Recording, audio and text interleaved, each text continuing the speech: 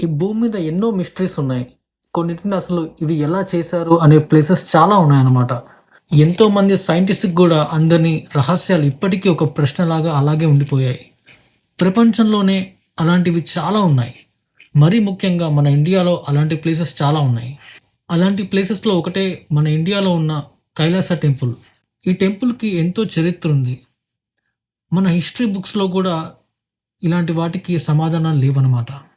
మన చరిత్ర పుస్తకాల్లో కంటే మన పూర్వీకులు కట్టిన టెంపుల్స్‌లోనే ఎక్కువ ఉంటుంది.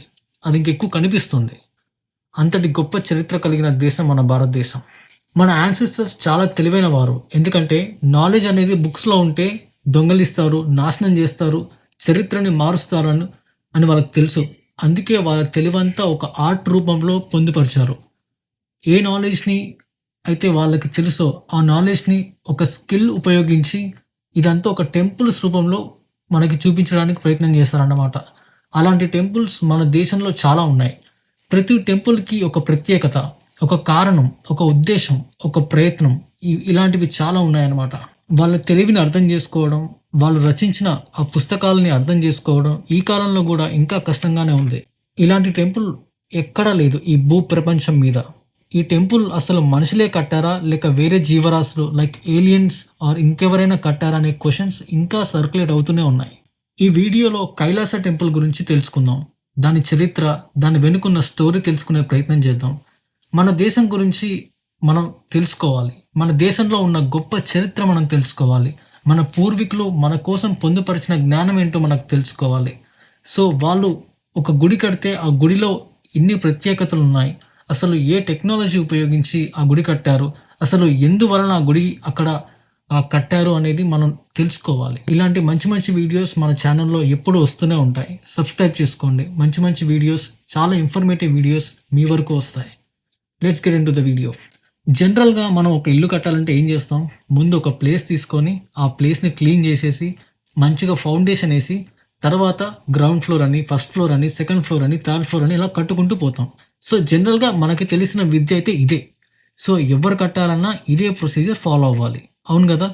కానీ మన ఇండియాలో ఉన్న ఈ కైలాస టెంపుల్ కంప్లీట్ డిఫరెంట్ అనమాట. ఇలాంటి టెంపుల్ ఈ భూ ప్రపంచం మీద ఎవ్వరు కట్టలేదు. ఎవరైతే దీన్ని కట్టారో ఇప్పటి వరకు వాళ్ళ పేర్లు కూడా మనకు తెలీదు. అంటే ఎగ్జాక్ట్‌గా హిస్టరీలో ఎక్కడా మెన్షన్ చేయలేదు. ఇంకా సైంటిస్ట్‌లకు కూడా ఇది అంతు చిక్కని ప్రశ్నలాగానే మిగిలిపోయింది. ఇది ఒక కొండ, ఒక ఒక ఒక పెద్ద కొండ నుంచి ఈ టెంపుల్‌ని తయారు చేశారనమాట. అది కూడా పైనుంచి కింది వరకు చెక్కుకుంటూ అంత పెద్ద టెంపుల్‌ని కట్టడం జరిగింది. అసలు అలాంటి మార్వెల్స్ ఇంకెక్కడ ఏ దేశంలో కూడా లేదు. ఒక ఇండియాలోనే మాత్రమే, అది కూడా మన హిందూ సాంప్రదాయానికి చాలా దగ్గరగా ఉండే ఈ టెంపుల్ ఇది. ఈ కాలంలో కూడా ఇలాంటి టెంపుల్ కట్టాలంటే అసలు ఎంత టెక్నాలజీ కావాలి, ఎంత మ్యాన్ పవర్ కావాలి, ఎంత మిషనరీ కావాలి, అసలు ఎన్ని ఇయర్స్ పడతదనే క్లారిటీ ఎవ్వరికీ అసలు అసలు కష్టం చెప్పాలంటే కూడా. కానీ ఇది ఎన్నో వేల ఇయర్స్ క్రితమే ఇది వాళ్ళు చేసి చూపించారు మన యాన్సిస్టర్స్.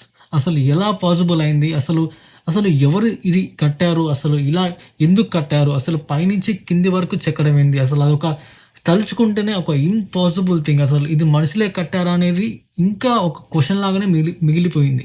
ఈ భూమి మీద ఉన్న ఎన్నో వింతల్లో ఇదొక వింత. ఏ సిమెంటు, ఏ రాళ్ళు ఇలాంటివి ఏమీ లేకుండా ఆ కాలంలో ఇలాంటివి చేశారంటే చాలా గ్రేట్. ఒక కొండని చెక్కి ఒక టెంపుల్‌గా మార్చారంటే అసలు దాని వెనకాల ఉన్న ఇంజినీరింగ్ వాళ్ళకి ఎంత తెలివి ఉంది అనేది మనం అర్థం చేసుకోవాలి. ఎంత నాలెడ్జ్ ఉండాలి, ఎంత ప్లానింగ్ ఉండాలి, ఎంత మ్యాన్ పవర్ ఉండాలి.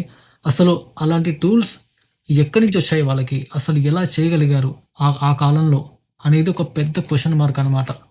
అసలు ఇది ఎలా పాసిబుల్ అయ్యేలా చేశారు వాళ్ళు? మనం ఈరోజు ఎంతో టెక్నాలజీ, అడ్వాన్స్ టెక్నాలజీ మధ్యన బ్రతుకుతున్నాం. ఎన్నో రిసోర్సెస్ ఉన్నాయి, ఎన్నో టూల్స్ ఉన్నాయి, ఎంతో మిషనరీ ఉంది. మనకు అందుబాటులో చాలా అంటే చాలా ఉన్నాయి.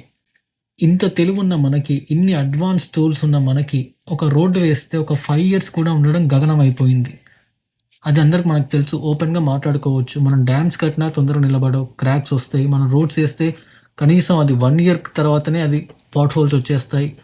అలాంటిది ఆ కాలంలో ఇది చేశారంటే మన భారతదేశం యొక్క తెలివి, నైపుణ్యం, పనితనం ఎలా ఉంటుందనేది ఒకసారి మనం ఊహించుకోవాలి. ఈ కాలంలో ఒక ఇల్లు కట్టు, ఒక డ్యామ్ కట్టు, ఒక రోడ్డెయ్యి, ఏదైనా సరే మాక్సిమం ఇయర్స్‌లోనే క్రాక్స్ వస్తాయి. మాక్సిమం కూలిపోతాయి కూడా. కానీ థౌజండ్స్ ఆఫ్ ఇయర్స్ కింద దీన్ని ఎలా పాసిబుల్ చేశారు వాళ్ళు, అసలు ఎంత ప్లానింగ్తో చేశారు, అసలు ఏ టెక్నాలజీ లేకుండా అసలు ఎందుకు ఈ గుడి కట్టవలసి వచ్చింది అనేది ఇంకా తెలియదు. అసలు దాని గురించి కంప్లీట్ చరిత్ర మనకు ఇంకా తెలీదు. ఆర్కలాజికల్ డిపార్ట్మెంట్స్ ప్రకారం ఇది 18 ఇయర్స్ కట్టారని చెప్తున్నారు. అది కూడా క్లారిటీ లేదు. తక్కువలో తక్కువ 2-4 లక్షల కోట్ల రాయిని దాని నుంచి బయటకు తీశారు. అంటే అది చెక్కుతున్నప్పుడు అంటే వాళ్ళు తీయాలి కదా, అంటే ఆ డస్ట్ కానీ అదంతా, ఇంకా ఆ రాళ్ళు ఎక్కడున్నాయో కూడా మనకు తెలియదు అనమాట. సో అంత పెద్ద కొండని తవ్వితే చాలా వరకు కొన్ని టన్నుల్లో రాక్ మనం బయటకు తీయాల్సి ఉంటుంది. సో ఆ టన్నుల్లో ఉన్న ఆ డస్ట్ అంతా, ఆ వేస్ట్ అంతా ఎక్కడుందనేది ఇంకా తెలీదు. ఆ చుట్టుపక్కల, ఆ గుడి చుట్టుపక్కల సరౌండింగ్స్లో ఆల్మోస్ట్ 50-100 కిలోమీటర్స్ రేడియస్లో ఎక్కడా దొరకలేదు. ఆ రాయి ఏమైపోయింది అనేది ఒక పెద్ద మిస్టరీగానే మిగిలిపోయింది. హిస్టరీ ప్రకారం ఇది అప్రాక్సిమేట్లీ 783 ఇయర్లో ఫినిష్ అయినట్టుగా వాళ్ళు అనుకుంటున్నారు. సో ఈ గుడిని డిస్ట్రాయ్ చేయడానికి ఔరంగజేబ్ ఆల్మోస్ట్ 1200 మందిని పెట్టాడంట. అంతమందిని కూల్చడానికి మాత్రమే పెట్టాడు. వాళ్ళు 3 ఏళ్ళు కష్టపడ్డా కూడా కేవలం 10% మాత్రమే దాన్ని డిస్ట్రాయ్ చేయగలిగారు. అది ఇంకా మనకు కనిపిస్తుంది. మీరు ఒకవేళ అక్కడికి విజిట్ చేస్తే దాని మీద ఎవరు దాన్ని డిస్ట్రాయ్ చేయడానికి ప్రయత్నించారనే సైన్స్ మనకి క్లియర్గా కనిపిస్తాయి. ఈ టెంపుల్లో ఎన్నో విగ్రహాలు ఉన్నాయి, ఎన్నో స్తంభాలు కూడా ఉన్నాయి. కొన్ని విగ్రహాలు అంటే విరుగుతున్నా లేదా విరగొట్టడానికి ట్రై చేసుంటారు అనే సైన్స్ చాలా ఉన్నాయి. ఈ టెంపుల్ ఆల్మోస్ట్ 3-4 ఫ్లోర్స్ ఉంటుందంట. ఈ టెంపుల్ గోడలపైన రామాయణం, మహాభారతం లాంటి స్టోరీస్ని కూడా చూపించడానికి ప్రయత్నించారు. ఈ టెంపుల్ని మనం మొత్తం చూస్తే ఇది మనుషులే కట్టారా అనేలా ఉంటుంది. ఏలియన్స్ వీటిని కట్టారు అనే రూమర్స్ కూడా ఇంకా ఉన్నాయన్నమాట. ఎందుకంటే ఈ కాలంలో కూడా ఇది సాధ్యపడదు. అలాంటిది ఆ కాలంలో కట్టారంటే అసలు చాలా ఇంపాసిబుల్ కదా. సో మేబీ ఇది వేరే ఇతర శక్తులు కానీ ఏలియన్స్ కానీ కట్టుండొచ్చు అనే రూమర్స్ సర్క్యులేట్ అవుతూనే ఉన్నాయి. ఈ టెంపుల్ కింద ఇంకేదో టనెల్స్ కూడా ఉన్నాయి. ఆ టనెల్స్ వేరే సిటీకి కనెక్ట్ చేస్తున్నాయనే రూమర్ కూడా ఉందన్నమాట. ఈ టెంపుల్లో ఒక శివలింగం కూడా ఉంది. అసలు మిస్టరీ ఏంటంటే ఆ శివలింగానికి చేసిన అభిషేకపు నీళ్లు ఎక్కడికి వెళ్తున్నాయో ఎవ్వరికీ తెలీదు. ఇంకా కింద చిన్న చిన్న గుహలు ఉన్నాయంట. ఆ గుహలు చాలా చిన్నగా ఉన్నాయంట. వాటిలో మనుషులు కూడా పట్టలేరు అనేలా ఉన్నాయని చెప్తున్నారు. దాంట్లో ఏముంది, ఎలాంటి నిధి కానీ ఏమైనా ఉందా అనేది గవర్నమెంటే మనకు చెప్పాలన్నమాట. ఆల్మోస్ట్ 40 ఇయర్స్ నుంచి ఆ గుహలన్నీ క్లోజ్ చేశారనమాట. మరి దాని వెనుకున్న రీజన్ ఏంటో మనకు తెలియదు. ఇది మన దేశంలో ఉన్న ఒక గొప్ప హిస్టరీ ఉన్న టెంపుల్. వరల్డ్ మొత్తానికి ఇండియా హిస్టరీలో ఉన్న గొప్పతనం ఏంటో చూపించే ఒకే ఒక టెంపుల్ ఇది. అప్పటి కాలంలో ఏ సరైన టూల్స్ లేని ఆ కాలంలో ఎంత ప్రెసిషన్తో ఇది చేశారనేది ఇంకా ఒక క్వశ్చన్ మార్క్నే ఉందన్నమాట. ఇది one of the UNESCO world heritage site అని దీన్ని గుర్తించారు కూడా.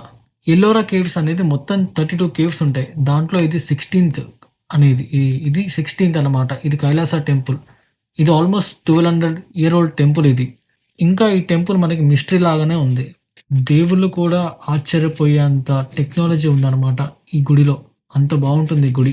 ఈ టెంపుల్ రాష్ట్రకూట డైనస్టీ వాళ్ళు కట్టారనే ఒక థియరీ కూడా ఉంది. పెద్ద శిల్పాలు, పెద్ద గోడలు, గోపురాలు, స్తంభాలు ఇలాంటివి ముందే ప్లాన్ చేసి కట్టారు. ఒక చిన్న మిస్టేక్ చాలు మొత్తం ప్రాజెక్ట్ కూలిపోవడానికి. కానీ అలా అంత ప్రెసిషన్తో ఎలా చేయగలిగారు అనేది ఒక పెద్ద క్వశ్చన్.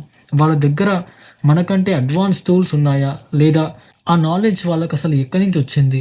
మన దేశంలో ఎందుకు ఈ విజ్డమ్ అనేది గుడిల రూపంలో మనకి జనరేషన్స్కి ఇచ్చారు? మన దేశ చరిత్ర, మన పూర్వీకుల జ్ఞానం అంటే ఈ టెంపుల్స్లోనే ఉంది. ఇలాంటివి విన్నప్పుడే ఒక హిందువుగా, ఒక భారతీయుడిగా చాలా గర్వంగా ఫీల్ అవుతాం మనం. ఒక శిల్పం చేయాలంటే ఒక మనిషి ఒక మంచి రాయిని వెతికి దాన్ని చాలా క్షుణ్ణంగా డిజైన్ చేసి చెక్కాలి. అక్కడ ఎంత ప్రెజర్ పెట్టాలి, ఎంత ప్రెజర్తో కొట్టాలి, ఎంత ప్రెజర్ని అప్లై చేయాలనేది ముందే ఒక డ్రాఫ్ట్ అనేది మనం ప్రిపేర్ చేస్తాం. కనీసం నెలలు పడుతుంది ఒక విగ్రహం చెక్కాలి అంటే. అలాంటిది ఒక పెద్ద కొండని ఒక గుడిలా మార్చాలంటే ఏం చేయాలి, ఎంతమంది కష్టపడాలి, ఎంత నైపుణ్యం ఉండాలి అనేది మనం అర్థం చేసుకోవాలి. ఇలాంటి వీడియోస్ నా ఛానల్లో మళ్ళీ వస్తూనే ఉంటాయి. నా ఛానల్ని సబ్స్క్రైబ్ చేసుకోండి. ఒకవేళ మీకు జియో పాలిటిక్స్ కానీ లేదంటే మోటివేషన్కి సంబంధించిన కానీ ఇలాంటి వీడియోస్ మీకు నచ్చి ఒకవేళ మీకు ఇంకా తెలుసుకోవాలనుకుంటే నా ఛానల్ని సబ్స్క్రైబ్ చేసుకోండి. See in the next video. Bye.